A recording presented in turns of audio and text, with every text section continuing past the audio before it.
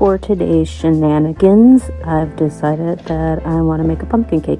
We're starting off with 2 cups of all-purpose flour and then 1 cup of sugar. It called for 1.5 cups, but I don't want that much sugar, so I just did 1 cup.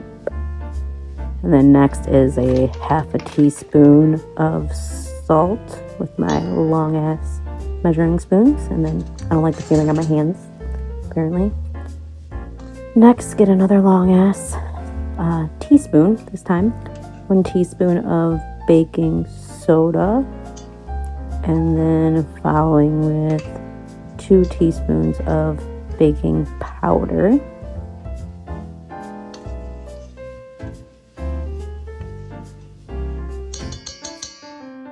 And then we're doing 2 teaspoons of cinnamon. I'm using Ceylon cinnamon. Honestly, Vietnamese would probably be better, but Ceylon's better for you apparently. Then we're going to mix up all the dry ingredients.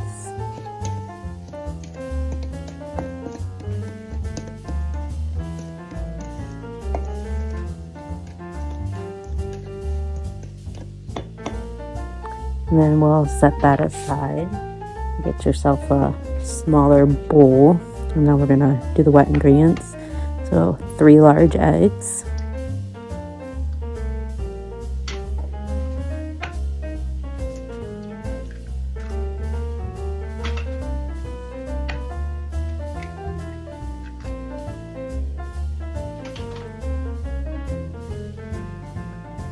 Make sure you wash your hands when you're done with the eggs. And then now I'm trying to figure out what I need to do next.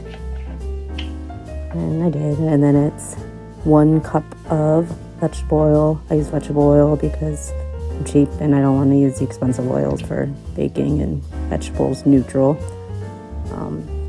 Then after that, we're doing 1 15-ounce can of pumpkin puree. You don't want to use the pie mix because that's already got sugar and everything in it, but if you want to spice it up a little bit more, it says that you can add cloves and nutmeg and all of that, but I just stuck with the cinnamon. And then the recipe didn't call for this, but I added a heaping teaspoon of bourbon vanilla bean paste just because it's a sweet, and what do you mean it doesn't need vanilla? It definitely does. And then we're gonna whisk all those wet ingredients together until they're very well combined.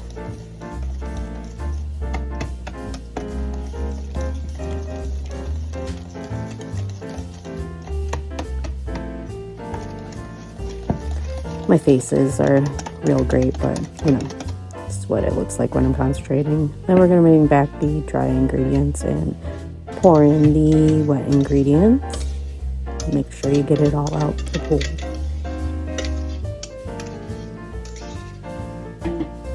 And then we're going to whisk all that together until it's nice and smooth and combined.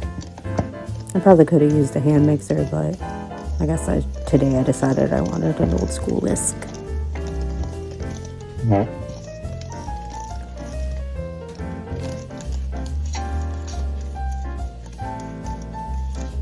And once it's all combined, it should pretty much look like this. And then I greased a 9x13 pan with some unsalted butter.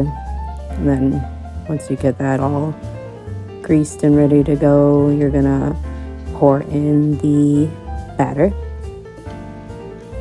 Again, make sure you get it all out.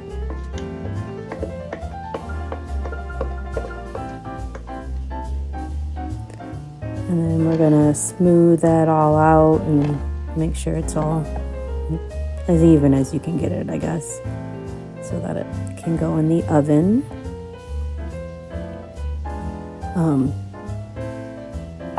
I guess the oven should have been heated to 350. Whoops.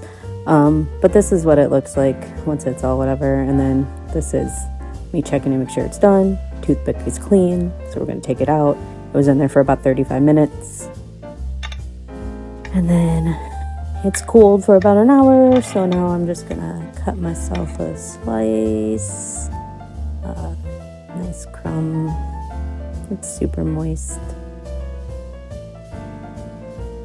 and then the cream cheese frosting. And this is it all together, and I would say it came out pretty good.